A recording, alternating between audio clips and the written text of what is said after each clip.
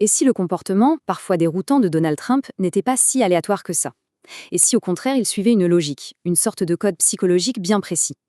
C'est exactement la thèse d'un livre qu'on va décortiquer ensemble aujourd'hui. On va donc suivre le raisonnement de l'auteur en 4 grandes étapes. D'abord, on va voir le modèle qu'il propose. Ensuite, comment ce système s'est forgé, puis comment il s'est transformé en une stratégie de domination, et enfin on verra ce que l'auteur appelle le système d'exploitation et les prédictions qu'il en tire. Allez, c'est parti.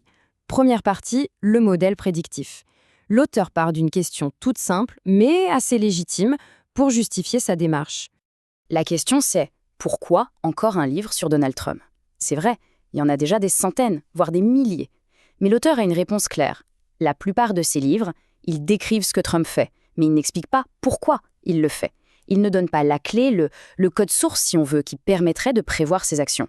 Et c'est là tout l'objectif du livre. Il ne s'agit pas d'une biographie classique. Non, l'idée, c'est de révéler une sorte de système d'exploitation psychologique qui se serait forgé pendant l'enfance et qui rendrait au final toutes ces actions cohérentes et même prévisibles. C'est présenté un peu comme un mode d'emploi en fait.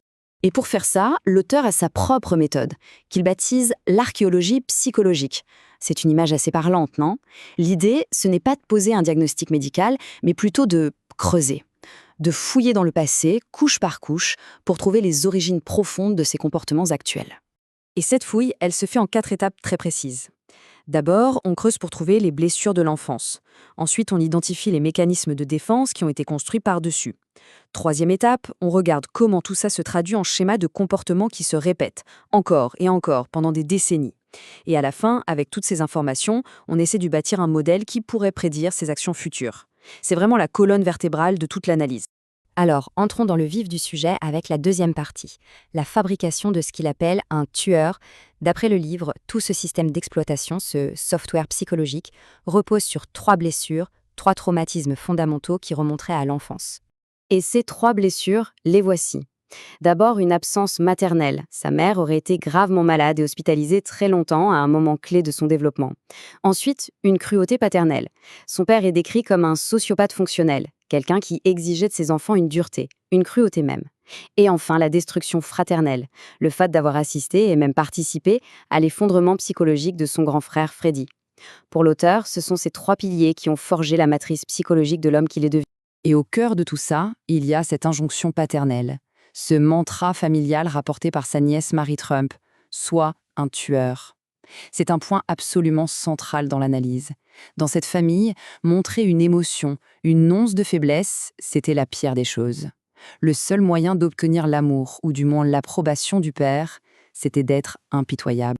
L'auteur va même jusqu'à essayer de quantifier ce traumatisme. Il utilise une échelle qui s'appelle le score ACE pour Adverse Childhood Experiences, les expériences négatives de l'enfance. Et d'après son estimation, Trump obtiendrait un score de 6. Pour donner une idée, un score aussi élevé est statistiquement lié à tout un tas de problèmes plus tard dans la vie. Bon, maintenant qu'on a vu la matrice interne, voyons comment elle est devenue une méthode, un véritable manuel de domination.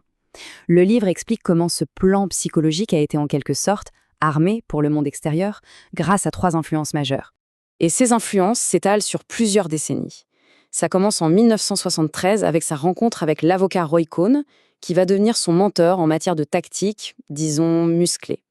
Puis, en 1987, il y a la publication de son livre The Art of the Deal, qui va construire un personnage de toutes pièces.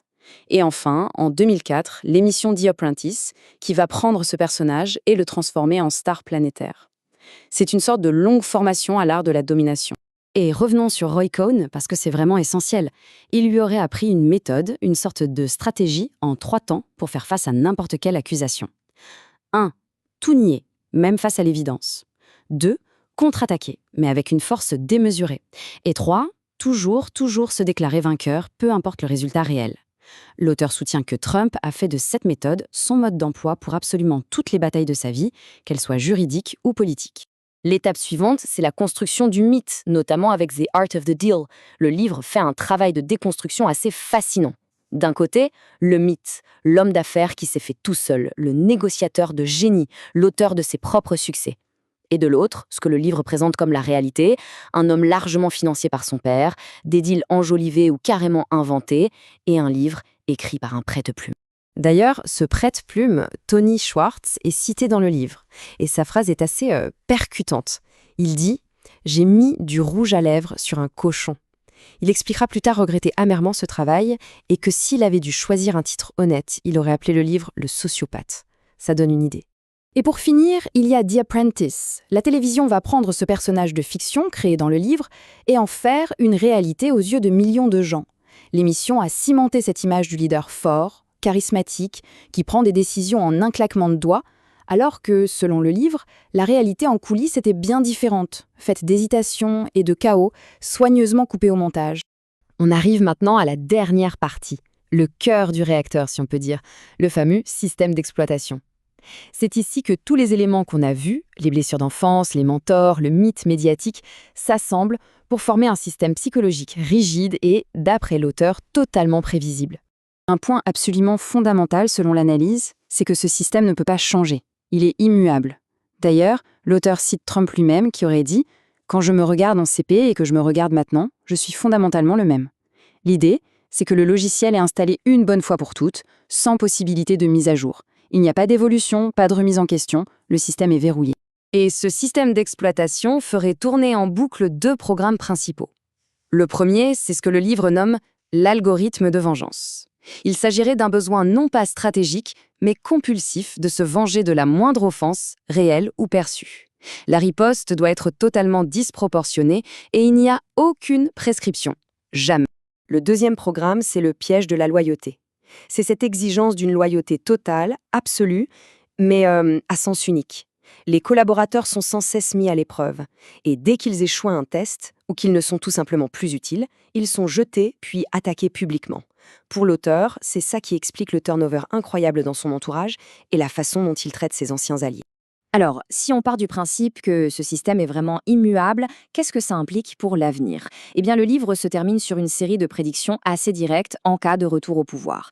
D'abord, une administration sans aucun garde-fou, sans personne pour tempérer. Ensuite, l'utilisation systématique de cet algorithme de vengeance pour punir une très longue liste d'ennemis. Il est aussi question d'un affaiblissement, voire d'une capture des institutions indépendantes, comme la justice ou les médias. Et enfin, le fait qu'il ne verrait pas les limites constitutionnelles, comme le nombre de mandats, comme un véritable obstacle à son pouvoir. Et tout ça nous mène à la question finale que pose le livre, une question qui est finalement le résumé de toute sa démonstration. Que se passe-t-il lorsqu'une psychologie qui ne peut pas changer, une psychologie figée, rencontre un pouvoir sans limite? L'auteur ne donne pas la réponse, mais il laisse entendre qu'un système aussi rigide face à un pouvoir immense ne peut produire qu'un résultat prévisible. Et selon lui, potentiellement très dangereux.